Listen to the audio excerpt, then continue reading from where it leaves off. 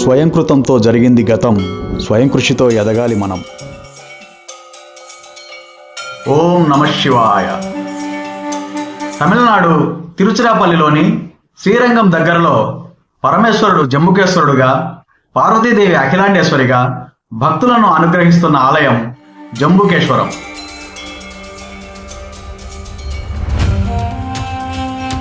భూమి, నీరు, అగ్ని, వాయువు, ఆకాశం ఈ పంచభూతాలకు ప్రతీకగా పరమేశ్వరుడు 5 చోట్ల కొలువుదీరిన ఆలయాలే పంచభూత లింగక్షేత్రాలు. వాటిలో జంబుకేశ్వరం ఒకటి. ఇక్కడ మహాదేవుడు జలలింగం రూపంలో పూజలు అందుకుంటున్నాడు. పూజారి చీరకట్టుతో స్వామిని అర్చించటం, శివపార్వతులు గురు శిష్యులుగా పూజలు అందుకోవటం, జగన్మాత శ్రీచక్రాన్ని లోలాకులుగా ధరించడం వంటి విశేషాలు ఈ జంబుకేశ్వరంలో కనిపిస్తాయి. స్థల పురాణం. పూర్వం ఇక్కడ తెల్లనేరేడు వృక్షాలు ఎక్కువగా ఉండటం వల్ల ఈ ప్రాంతానికి జంబుకేశ్వరం అనే పేరు వచ్చిందట. ఒకప్పుడు ఈ పరిసరాల్లో శంభుడు అనే ఋషి ఉండేవాడు. పరమేశ్వరుడిని పూజించనిదే పచ్చి గంగను కూడా స్వీకరించేవాడు కాదు. ఓసారి శంభుడికి శివుడిని ప్రత్యక్షంగా పూజించాలనే కోరిక కలిగింది. స్వామి అనుగ్రహం కోసం తపస్సు చేశాడు. ఆ భక్తికి మెచ్చిన ముక్కంటి కట్టెదుట సాక్షాత్కరించడంతో తన మనసులోని మాటను చెప్పాడు. అప్పుడు శివుడు త్వరలోనే తాను ఈ ప్రాంతంలో వెలుస్తానని చెప్పి అంతర్ధానమయ్యాడు.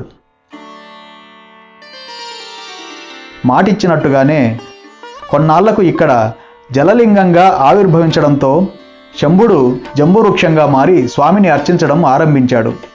అందుకు నిదర్శనంగా ఈ ఆలయ ప్రాంగణంలో నేటికీ తెల్లనేరేడు వృక్షాన్ని చూడొచ్చు. శివపార్వతులు గురు శిష్యులు. శివపార్వతుల్ని గురు శిష్యులుగా భావించడం వెనుక ఓ కథ ఉంది.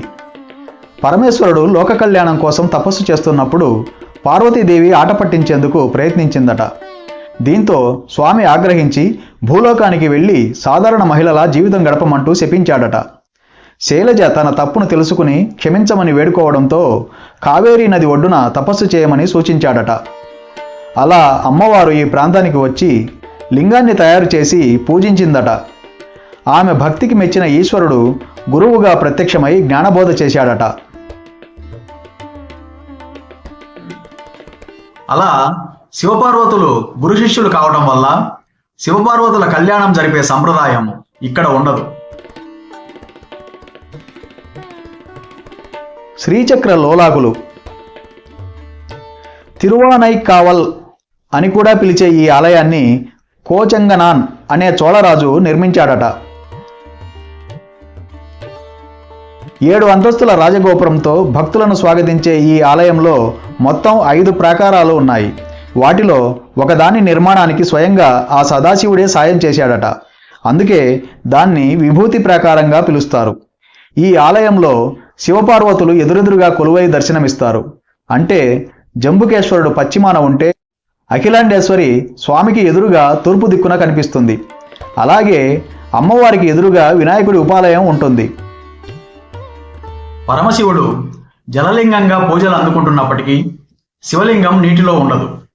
కానీ పానవట్టం పైన ఎల్లప్పుడూ నీటి ఊట కనిపిస్తుంది.